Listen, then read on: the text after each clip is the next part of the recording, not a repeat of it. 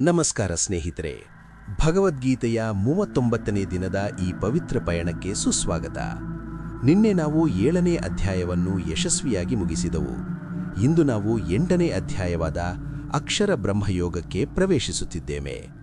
ಈ ಅಧ್ಯಾಯವು ಪ್ರತಿ ಮನುಷ್ಯನನ್ನು ಕಾಡುವ ಪ್ರಶ್ನೆಗಳಿಗೆ ಉತ್ತರ ನೀಡುತ್ತದೆ. ನಾವು ಸತ್ತ ಮೇಲೆ ಎಲ್ಲಿಗೆ ಹೋಗುತ್ತೇವೆ?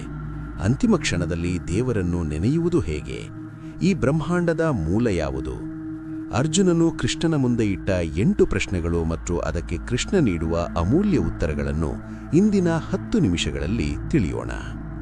ಅರ್ಜುನ ಉವಾಚ: ಕಿಂ ತದ್ಬ್ರಹ್ಮ ಕಿಮಧ್ಯಾತ್ಮಂ ಕಿಂ ಕರ್ಮ ಪುರುಷೋತ್ತಮ ಅಧಿಭೂತಂ ಚ ಕಿಂ ಪ್ರೋಕ್ತಮಧಿದೈವಂ ಕಿಮುಚ್ಯತೆ ಅಧಿಯಜ್ಞಃ ಕಥಂ ಕೋತ್ರ ದೇಹೇಸ್ಮಿನ್ ಮಧುಸೂದನ ಪ್ರಯಾಣಕಾಲೇ ಚ ಕಥಂ ಜ್ಞೇಯೋಸಿ ನಿಯತಾತ್ಮಭಿಃ. ಅರ್ಜುನನು ಕೇಳಿದನು: ಪುರುಷೋತ್ತಮನೇ, ಆ ಬ್ರಹ್ಮ ಯಾವುದು? ಅಧ್ಯಾತ್ಮ ಅಂದರೇನು? ಕರ್ಮ ಎಂದರೇನು? ಅಧಿಭೂತ ಮತ್ತು ಅಧಿದೈವ ಎಂದು ಯಾವುದನ್ನು ಕರೆಯುತ್ತಾರೆ?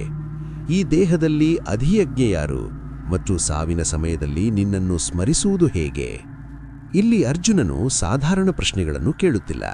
ಇವು ಅಸ್ತಿತ್ವದ ಮೂಲ ಪ್ರಶ್ನೆಗಳು.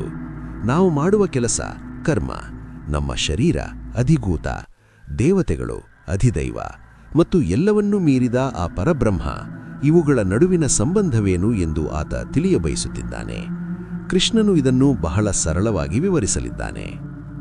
ಶ್ರೀ ಭಗವಾನುವಾಚ: ಅಕ್ಷರಂ ಬ್ರಹ್ಮ ಪರಮಂ ಸ್ವಭಾವೋಧ್ಯಾತ್ವಮುಚ್ಯತೆ ಭೂತಭಾವೋದ್ಭವಕರೋ ವಿಸರ್ಗಃ ಕರ್ಮ ಸಂಹಿತಃ.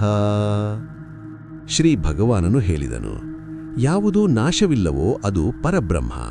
ಪ್ರತಿಯೊಬ್ಬ ವ್ಯಕ್ತಿಯ ಒಳಗಿರುವ ಜೀವಭಾವವೇ ಅಧ್ಯಾತ್ಮ. ಜೀವಿಗಳ ಉತ್ಪತ್ತಿಗೆ ಮತ್ತು ಬೆಳವಣಿಗೆಗೆ ಕಾರಣವಾಗುವ ಕ್ರಿಯೆಯೇ ಕರ್ಮ. ಬ್ರಹ್ಮ ಎಂದರೆ ಅಕ್ಷರ, ಅಂದರೆ ಸಾವಿಲ್ಲದ ಶಕ್ತಿ. ನಮ್ಮ ಒಳಗಿರುವ ಪ್ರಜ್ಞೆಯೇ ಅಧ್ಯಾತ್ಮ. ನಾವು ಈ ಜಗತ್ತಿನಲ್ಲಿ ಏನೇ ಸೃಷ್ಟಿಸಿದರೂ, ಏನೇ ತ್ಯಾಗ ಮಾಡಿದರೂ ಅದು ಕರ್ಮ. ಈ ದೇಹವು ನಶ್ವರ, ಅಂದರೆ ಅಧಿಭೂತ. ಆದರೆ ಅದರೊಳಗೆ ಯಜ್ಞದ ಫಲವನ್ನು ನೀಡುವ ಅಧಿಯಜ್ಞನಾಗಿ ಸ್ವತಃ ಪರಮಾತ್ಮನೇ ನೆಲೆಸಿದ್ದಾನೆ. ಅಂತಕಾಲೇ ಚ ಮಾಮೇವ ಸ್ಮರನ್ ಮುಕ್ತ್ವಾ ಕಲೇವರಂ ಯಃ ಪ್ರಯಾತಿ ಸಮದ್ಭಾವಂ ಯಾತಿ ನಾಸ್ತ್ಯತ್ರ ಸಂಶಯಃ. ಯಾರು ಸಾವಿನ ಸಮಯದಲ್ಲಿ ನನ್ನನ್ನೇ ಸ್ಮರಿಸುತ್ತಾ ಈ ದೇಹವನ್ನು ಬಿಡುತ್ತಾರೋ ಅವರು ನನ್ನ ಸ್ವರೂಪವನ್ನೇ, ಅಂದರೆ ಮುಕ್ತಿಯನ್ನು ಪಡೆಯುತ್ತಾರೆ. ಇದರಲ್ಲಿ ಯಾವುದೇ ಸಂಶಯವಿಲ್ಲ. ಇದು 8ನೇ ಅಧ್ಯಾಯದ ಅತ್ಯಂತ ಪ್ರಮುಖ ಶ್ಲೋಕ. ನಮ್ಮ ಇಡೀ ಜೀವನದ ಪರೀಕ್ಷೆ ಆ ಅಂತಿಮ ಕ್ಷಣದಲ್ಲಿದೆ. ಆದರೆ ಅಂತಿಮ ಕ್ಷಣದಲ್ಲಿ ದೇವರ ನೆನಪು ಬರಬೇಕಾದರೆ ಜೀವನೀಡೀ ದೇವರ ನಾಮಸ್ಮರಣೆ ಮಾಡಿರಬೇಕು.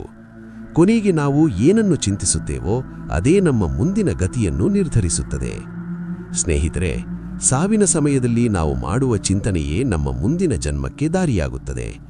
ಆದರೆ ಸಾವಿನ ಸಮಯದಲ್ಲಿ ಮನಸ್ಸು ಹೇಗೆ ಕೆಲಸ ಮಾಡುತ್ತದೆ? ನಾವು ಬಯಸಿದಂತೆ ದೇವರನ್ನು ನೆನೆಯಲು ಸಾಧ್ಯವೇ? ಮತ್ತು ಓಂಕಾರದ ಶಕ್ತಿ ಏನು? ಈ ರೋಚಕ ವಿಷಯಗಳನ್ನು ನಾವು ನಾಳಿನ 40ನೇ ಭಾಗದಲ್ಲಿ ತಿಳಿಯೋಣ. ಭಗವದ್ಗೀತೆಯ ಈ ಜ್ಞಾನ ನಿಮ್ಮ ಜೀವನಕ್ಕೆ ದೃಢತೆಯನ್ನು ನೀಡಲಿ. ಧನ್ಯವಾದಗಳು.